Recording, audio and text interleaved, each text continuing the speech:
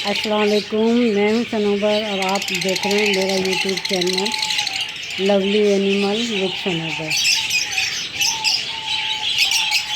आज ये गिलहरी ने बड़ा सताया था, आज पिंजरे में फंसी पड़ी है और इसके पीछे छुपी हुई है।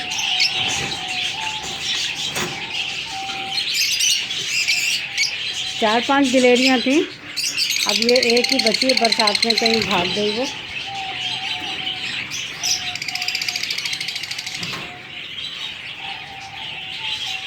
अब ये पिंजरे में फंसी हुई है। पहले भूसों ने हमला किया था, अब गिलहरियों ने हमला किया हुआ है। जो उनके अंदर घुस के ये सारा क्या कहते हैं खा जाती हैं ये।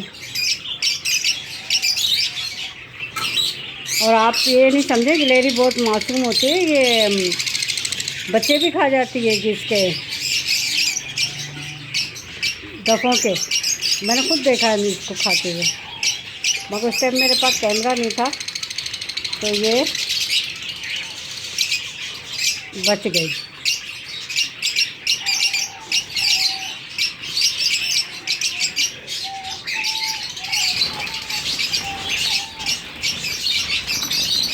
ये अब ये निकल गई, अब ये भाग जाएगी।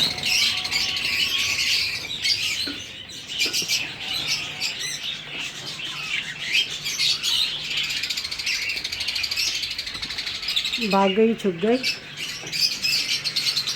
इसके साथ दीजिए इजाज़त।